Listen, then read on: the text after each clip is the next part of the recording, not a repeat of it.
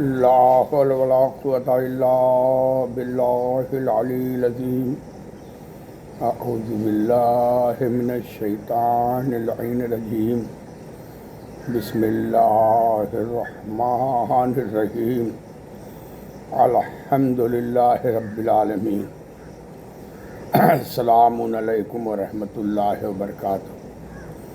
خدا تمامی حضرات کو، شیعان حضر کرار کو، محبان اہل بیت کو، سرپرستان ملت کو، شریفت النفس انسان کو صحت و سلامت رکھے. آپ کی خدمت میں معروضہ لے کے حاضر ہو گیا ہوں.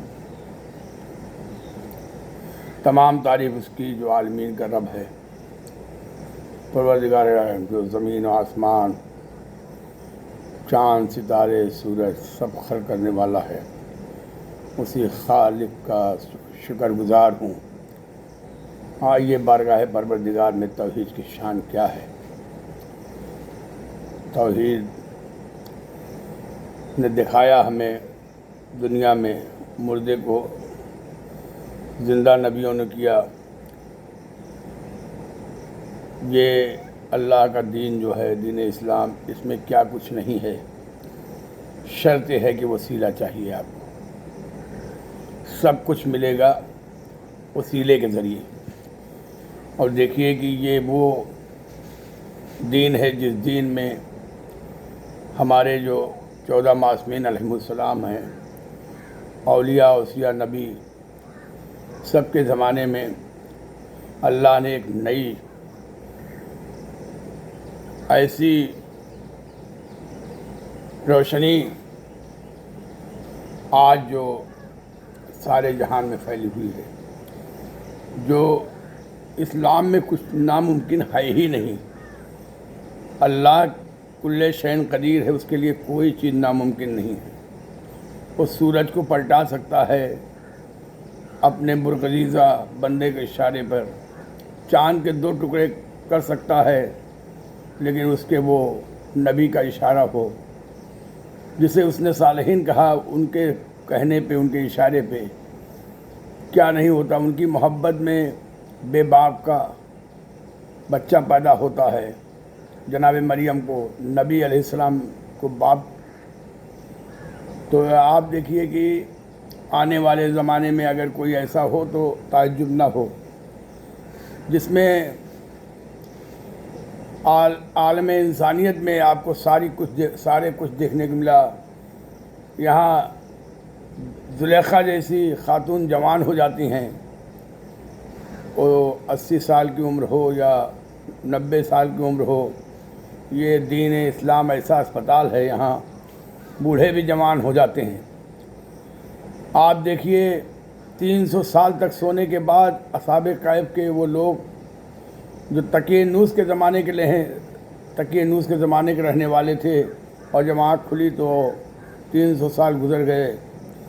اور اس کے بعد پھر اس میں سے ایک فرد باہر نکلا اور یہاں تک کہ اپنے گھر تک نشاندہی کرتے ہوئے پہنچ گیا. کچھ افراد ایسے ملے جو اس کے اپنے تھے. اور آج آپ کو موبی کے ذریعے، ویڈیو کے ذریعے کیا کچھ دیکھنے ہی نہیں ملا کہ جو پوتا ہے پردادا کی عمر کا ہے اور پردادا جوانی کی عمر میں ہیں. یہ اسلام میں دیکھنے کو ملا.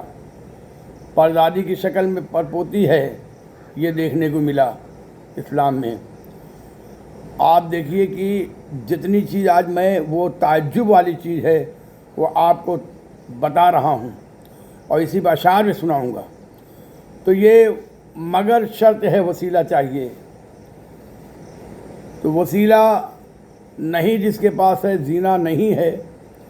اس پہ ایک شعر پڑھ کے آپ کی طبیعت خوش کر دوں کہ ذکر مصطفیٰ کیجئے با ادب قرینے سے، آئیں گے میرے آقا سامرا مدینے سے. کہ جب یہاں وسیلے کے آپ ہیں نہیں قائل، جب یہاں وسیلے کے آپ ہیں نہیں قائل، کیوں مکان کی چھت پر چڑھ رہے ہیں سینے سے. تو جن کے ہاں وسیلہ نہیں ہے وہ ویران ہیں، اور ہمارا وسیلہ آج تک قائم و دائم ہے. اس لیے کہ ہمارا آخری نائب جو ہے جسے امام مہدی آخر الزمان علیہ السلام کہتے ہیں ہم، وہ قائم ہے اپنی جگہ پر. ہمارے بلانے میں تاخیر ہے، اس کے آنے میں تاخیر نہیں ہے. لہذا اس کے نائبین اور مرجع کے ذریعے ہم تک آج تک وہ اصل توحید کی روشنی ہے باقی. اور یہ جان لیجئے جب بھی دو فرد بھی دنیا میں رہیں گے تو ایک سر اس کا پیشوا ہوگا اور دوسرا اس کے پیچھے چلنے والا ہوگا. تو ابھی ہم نے کہا چاند کے دو ٹکڑے ہوئے، سورج پلٹا اور جناب مریم کے بیٹا ہوا، باپ کی ضرورت نہیں تھی وہاں. اور پہلے جو خلقت کیا آدم حوا کے، نہ ماں ہے نہ باپ ہیں. اب یہ اور ایک میں نے ویڈیو میں کہہ دیا تھا آدم حوا معصوم ہیں، لیکن نبی ہمارے جو معصومین اور نبی ہیں اوصیاء اولیاء، تو ان لوگوں نے ترک اولا بھی کیا. لیکن یہ 14 ایسے ہیں کہ یہاں اختلاف بھی نہیں پایا، ترک اولا بھی نہیں پایا گیا. جو ایک نے فرمایا وہی دوسرے نے فرمایا. موقع نہیں ہے، بس 6 منٹ گزر گئے ہیں تو جلدی جلدی بات کہہ دوں. سورج کو پلٹایا، چاند کو پلٹایا، زلیخا کی جوانی پلٹی. 300 برس بعد تقریباً وہ جا کر کے پیغام دیا کہ دیکھو توحید کی شان کیا ہے. یہ سورہ کہف کی جو تلاوت کر رہے تھے اسی لیے مولا کر رہے تھے کہ گھبراؤ نہ، جو ایک دن ہم پلٹائے جائیں گے اور تم بھی تمہارا سامنا ہوگا. ہمارا آنے والا نائب جب آئے گا تو پھر محشر ہوگا اور پھر تم دیکھو گے اپنی آنکھوں سے. اور ہمارے نانا کی تمنا پوری ہوگی، دنیا میں اسلام کا غلبہ ہوگا.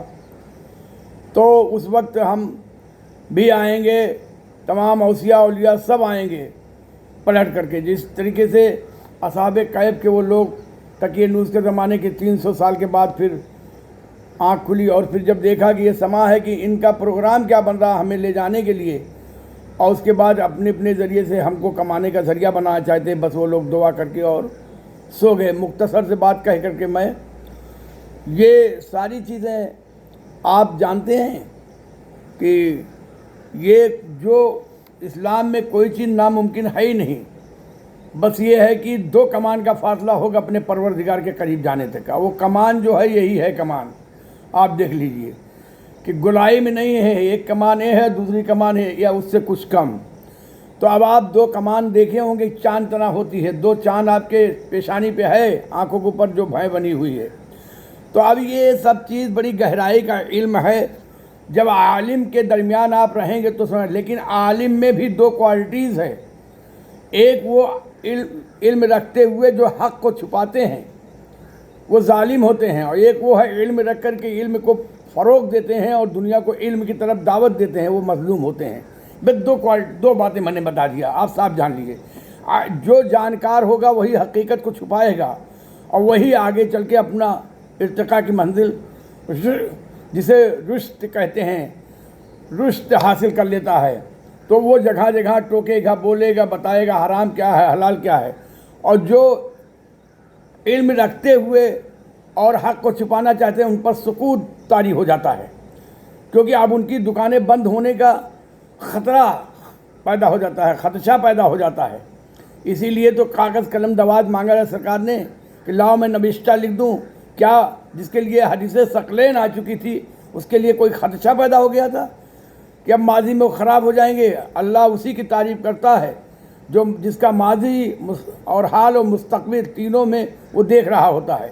اس لیے جب جس کی تعریف وہ کرتا ہے کہیں سے ضرب نہیں آنے والا ہے. تو یہ ایک بہت بڑی بحث ہو جائے گی، لیکن جلدی جلدی بات کہہ دوں کیا کچھ نہیں. یعنی یہاں پر جب بوڑھی خاتون جوان ہو جاتی ہے، اچھے سے محبت کرتی ہے، جب حقیقی خدا کو مان لیتی ہے، شرط یہ ہے وسیلہ جب تک نہیں مانو، جس وسیلے کے ذریعے گئی تھی اسی کو پہچان پا رہی تھی. تو پھر اللہ کو ناگوار لگا کہ اب یوسف کھانا رکھ رہے ہو، پہچان نہیں رہی ہو. وسیلہ جیسے آپ نے وسیلے کو فراموش کیا بس وہیں پر آپ کا غرق ہو جائے گا. لیکن وسیلہ بھی ایسا ہو کہ اگر اس کے فالوور بڑھ جائیں تو اب اس کے تکبر جیسے آئے گا تو بنی اسرائیل والا حال ہو جائے گا. یہ آپ جانتے ہیں کہ جیسے ان کو تکبر ہوتا تھا حکومت پانے کے بعد تو حکومت چھن جاتی تھی، تو بنی قبطیہ آ جاتے تھے. علم تو آپ کو جستجو معرفت بہت، جب تک معرفت نہیں ہوتی علم کو آپ سمونا نہیں چاہیں گے تب تک علم پر آپ عمل پیرا نہیں ہوں گے. عالم کا وہ کیا معنی ہے؟ عالم ہے لیکن عملی جامہ نہیں پہنا رہا ہے تو وہ خشک مانند پیڑ کی طرح ہے. پیڑ جب تک رہے گا پیڑ رہے گا، لیکن جب گر جائے گا تو گر جائے گا، تو ایک لکڑی بن کر کے جلا دی جائے گی. تو یہ دیکھیے، یہ ایک مخلوق یہ ہے کہ سوکھنے کے بعد اسے آگ کے حوالے کر دیا جاتا ہے. یہ دنیا بتا دے جس میں فضیلت و فضائل نہیں ہوتا وہ سوکھے لکڑی کے مانند ہیں دنیا میں. اسی طریقہ سے یزید بھی سوکھے مانند کی طرح، سوکھے درخت کی طرح تھا. اب اس کا نام لیوا دنیا میں کوئی نہیں ہوا ہے. اور آج جو عالمیہ بنا ہوا ہے، اس کے پیروکار ہے، اس کی صفتیں لوگوں میں آ گئی ہے. ایک طرف تو لعنت بھیج رہے ہیں. کتنا بڑا، میں بس ایک جملہ کہنا چاہتا ہوں. اس علاقے میں، جس علاقے میں ہوں، یہاں رائج کیا جا رہا ہے کہ قبل نماز مجلس ہو یا بعد نماز ہو.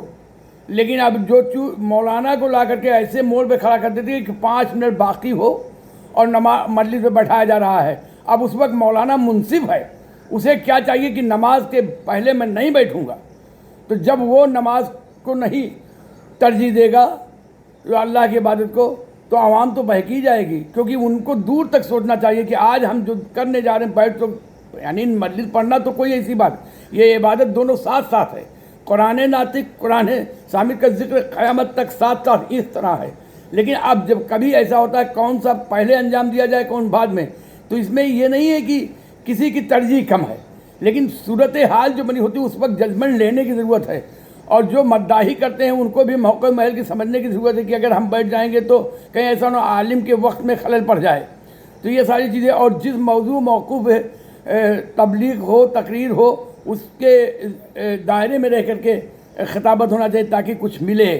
اب اس وقت جو موقع ہو اسی طرح اشعار بھی پڑھنا چاہیے جس کے نام سے منعقد کی جاتی ہے مجلس اور یا محفل. تو اس کے اشعار پڑھے نہیں جائیں گے، اس کے اوپر نثر جاری نہیں ہوگا. تو جو لوگ جا کر کے لباس آراستہ کر کے پہن لیتے، لباس پہننا سنت ہے، میں کسی چیز پہ کوئی کمنٹ نہیں کرتا، لیکن موقع و محل کی نزاکت اسلام کہتا سمجھو. اور اسی کو سمجھنے کے لیے اسلام، سمجھانے کے لیے اسلام آئے، تبھی آپ بقا رہے گی آپ کی، ورنہ آپ فنا ہو جائیں گے. آج کی مختصر سی گفتگو کا میرا یہ موضوع تھا کہ وسیلے نجات میرا موضوع ہے، اس پہ چل رہا ہے. درمیان میں مجلسیں ہوتی ہے کسی شہادت و ولادت کی، اس میں ہو سکتا ہے موضوع سے کچھ بات الگ بھی جائے، تو آپ حضرات یہ نہ سمجھیے گا. بس مختصر سی ہے کہ آپ عبادت کریے، اور صبح کی نماز کے ساتھ آپ سے یہ کہہ رہا ہوں ہر مصیبت دور ہو جائے گی اگر دعائے صباح پڑھیں گے. خیر، اور زیارت کو کبھی فراموش نہ کریے. یہ زیارت عاشورہ جو ہے بہت بڑی مصیبت دور کرنے والا ہے. جب آپ سلام کرتے ہیں تو خوش ہو کے جواب ملتا ہمارے معصومین کا ہم سے کہ یہ بندہ مجھے یاد کیا، یعنی اس کے دل میں ابھی تک فراموشی نہیں آئی ہے. یہ بات جان لیجئے. تو آئیے صحابی کے، بس 3 منٹ ہو گیا ہے، 1 منٹ باقی ہے، جلدی سے بات کہہ دیتا ہوں کہ کبھی جہاد سے منہ موڑ کر نہیں جاتے، جو قتل گاہ میں آئے تو گھر نہیں جاتے. رسول کو بھی کہاں ایسے جا نثار ملے، حسین کہتے ہیں جاؤ مگر نہیں جاتے. خدا حافظ. اللہ آپ سب کا نگہبان.